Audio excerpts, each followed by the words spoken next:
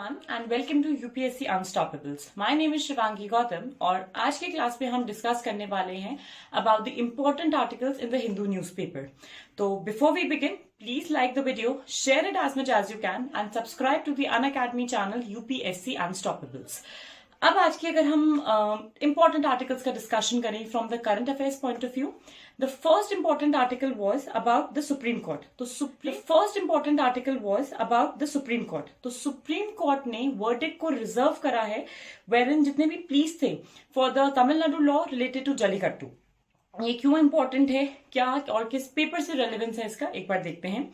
This is important from the point of view of the GS2 paper, जहां पे अगर हम डिस्कशन कर रहे हैं सो जल्लीकट्टू क्या है. तो it's a bull taming sport. पहला चीज जो कि तमिलनाडु में सेलिब्रेट किया जाता है पोंगल हार्वेस्ट फेस्टिवल के टाइम पे. अब सुप्रीम कोर्ट ने इससे पहले ना तमिलनाडु हाई कोर्ट ने स्पोर्ट को एब्सोल्युटली बैन कर दिया था, बट सुप्रीम कोर्ट ने रिजर्व कर लिया था verdict on the please respect to the same. Why so? उन लोगों को ये लगा, रादर सुप्रीम कोर्ट का जो जजमेंट भी आया उसमें उन्होंने ये चीज बोली कि इस स्पोर्ट में कहीं पे भी किसी भी तरीके से हम इसको ब्लड स्पोर्ट नहीं बोल सकते हैं. ब्लड स्पोर्ट क्यों नहीं बोल सकते? एक आधा कोई इंसिडेंट हो जाए जहां पे जो प्लेयर्स हैं, जो बुल्स हैं, if they might bleed out, but overall nobody is being harmed in this. And another important part, ये क्यों इंपॉर्टेंट है? क्योंकि as per the fundamental rights जो कि हम लोगों को हमारा कॉन्स्टिट्यूशन देता है, Article 29 Clause 1 says that the cultural heritage of the state has to be protected. अब cultural heritage के अंदर क्या आता है? That is the Jallikattu sport. Moving to the important article for the day. अब ये कहानी आती है about the sustained growth in the remittances. Remittances सुन के ना बड़ा अच्छा लगता है कि जब कोई घर आता था और एक्स्ट्रा कैश मिल जाता था as a part of pocket money. So now as we are talking about remittances, what are they, why are they important, इस कहानी में भी हम एक बार डिस्कशन कर लेते हैं. तो हम जब भी रेमिटेंसेज की बात कर रहे हैं over a period of time, rather world bank के रिपोर्ट्स ने एक काफी डिफरेंस देखा है. डिफरेंस किस तरीके से? 2022 के लिए there has been 794 billion US dollars जो कि रेमिटेंसेज में दिए गए हैं across the world. As we are discussing about it, इसमें 4.9% का ग्रोथ रेट है. That is almost 5%. आप from the paper point of view रफली 5% याद कर सकते हो. अनदर इंपॉर्टेंट पार्ट इज, अब ये जो इंपॉर्टेंट फैक्टर है कि जितने भी हमारे लो इनकम ग्रुप और मिडिल इनकम ग्रुप कंट्रीज हैं उनको कितने रेमिटेंसेज मिले हैं. सो of the total 794, 626 US billion उनको रेमिटेंसेज में गए हैं.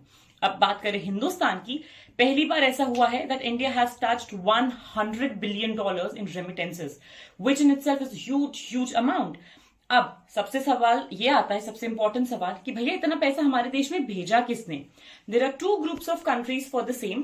The first one that we are talking about would be the GCC countries. तो जो हमारा गल्फ कोऑपरेशन काउंसिल है उसके जितने भी कंट्रीज हैं, जैसे UAE हो गया, बहरीन हो गया, Saudi Arabia, Oman, Qatar and Kuwait, these 6 countries. लेकिन डिफरेंस क्या है इन 6 देशों में? यहाँ पे लो स्किल्ड लेबर है जो कि लो रेमिटेंसेस भेजता है. अगर हम हाई स्किल्ड लेबर की बात करें उसके लिए तो USA and UK is there. ठीक है. अनदर इंपॉर्टेंट रिपोर्ट या जो एक फ्यूचर ट्रेंड जो हमारे वर्ल्ड बैंक ने बताया, that was with respect to the fact कि किस तरीके से अगले साल यानी 2023 में there will be dip in the remittances. तो भाई 2022 में जितना पैसा आ रहा है देश में आने दो, देश के ग्रोथ के लिए बहुत जरूरी है. अब रेमिटेंसेस का फायदा क्या होता है, क्यों ये रेलेवेंट है? एक सिंपल से रीजन की वजह से, क्योंकि जो क्रेडिट कॉन्स्ट्रेंट्स चल रहे थे ना डेवलपिंग कंट्रीज में, समहाउ इन्वेस्टमेंट को बढ़ाया गया है पोस्ट पैंडेमिक पीरियड में. प्री पैंडेमिक पीरियड में जितना भी हम लोगों ने देखा कि ग्रोथ रुक गई थी, इन्वेस्टमेंट नहीं हो पा रहे थे, all of those were covered. Another important part that was done was कि हम लोगों ने पॉवर्टी रिडक्शन के जितने भी प्रोग्राम्स थे उनको एलिविएट करा है. And along with that, we have seen somewhat a positive economic growth. At least we're moving towards that. ऐसा नहीं है कि recession and all those things are behind us, but the people who are working outside India, they have made it a target to work harder and to send more money into the country for the family and for their friends. Moving on to the fourth article for today, we will be discussing about AAP. आप मतलब आप और मैं नहीं, आम आदमी party क्यों news में है? तो अभी सबने एमसीडी इलेक्शंस देखे दिल्ली के, सबने गुजरात इलेक्शन का वर्डिक्ट देखा, सबको पता था क्या हुआ, कैसा रहा रिजल्ट. ठीक है. लेकिन ये आर्टिकल इंपॉर्टेंट सिर्फ एक छोटे से रीजन की वजह से है, क्योंकि आप after the Gujarat elections will become a national party, तो which in itself is a very very prominent factor कि भाई नेशनल पार्टी क्योंकि रिकग्नाइज कर दी गई है आप। अब हमारे लिए एक चीज जो पढ़ने वाली है, जो बहुत इंपॉर्टेंट है, वो कहाँ लाए करती है, नेशनल पार्टीज का जो रिकग्निशन आता है वो कहाँ से आता है। तो लक्ष्मीकांत जिन जिन लोगों ने पढ़ी उनको बहुत डिटेल में पता होगा कि how a party is segregated into a regional party और अ नेशनल पार्टी। कमेंट्स में जरूर बताना कि नेशनल पार्टी क्या है। अगर हम नेशनल पार्टी की बात करें, ये रिकग्निशन का स्टेटस कौन देता है, that is given by the election commission of India. और यहाँ पे मिनिमम ये रिक्वायरमेंट होती है कि कम से कम 4 स्टेट्स में आप रिकग्नाइज किए जाएं, लोकसभा में या स्टेट लेजिस्लेटिव असेंबली में कम से कम 6% तक वोटिंग।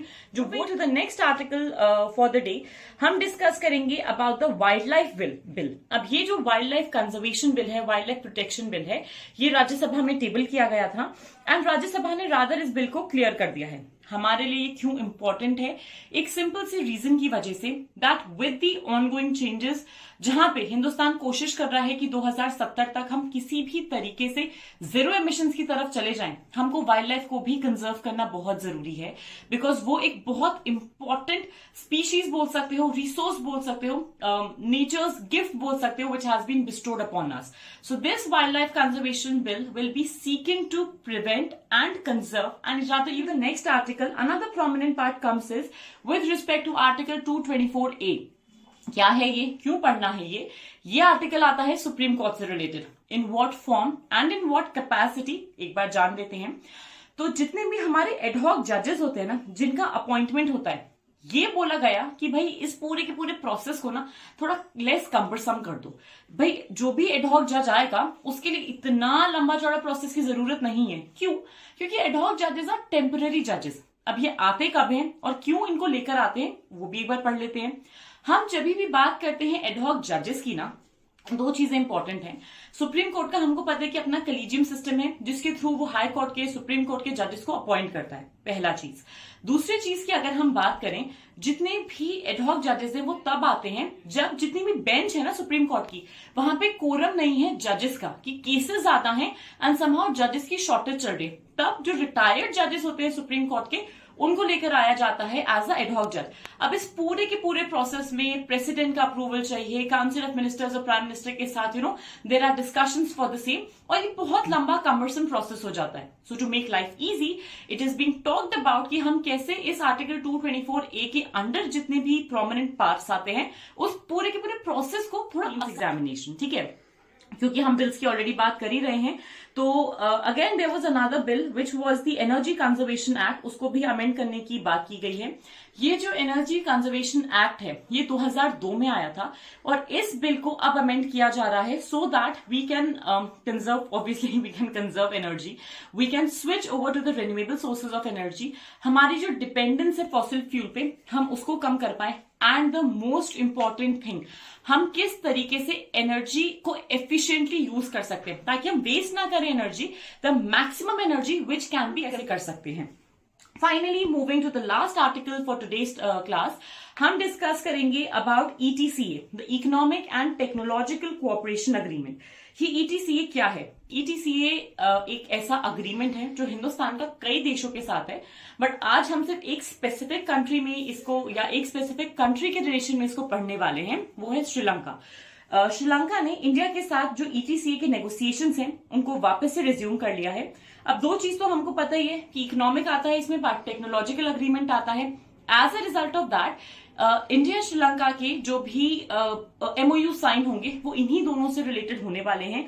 किस तरीके से हम श्रीलंका को इन एवरी पार्ट, इकोनॉमिकली हम कैसे हेल्प कर सकते हैं, टेक्नोलॉजिकल असिस्टेंट कैसे दे सकते हैं, रिसर्च एंड डेवलपमेंट में, अलग अलग सोर्सेज में, and economic specifically in the terms of economy हमारे लिए सबसे ज्यादा क्या रेलेवेंट है, भाई जो श्रीलंका की हालत हो रखी है। We have seen the turmoil which the economic crisis Sri Lanka has faced, और उसका उन पर क्या असर हुआ है। इस वजह से ETCA becomes a very relevant topic from that point of view. तो कमेंट्स में जरूर बताना कि हिंदुस्तान का जो ETCA है, the economic and technological cooperation agreement, और किस किस देश के साथ है, मेंशन इन द कमेंट्स। आज के लिए इतना ही। Stay tuned for more at Unacademy. Thank you. सो आज के लिए इतना ही, कल मिलेंगे इसी टाइम पे। Thank you so much.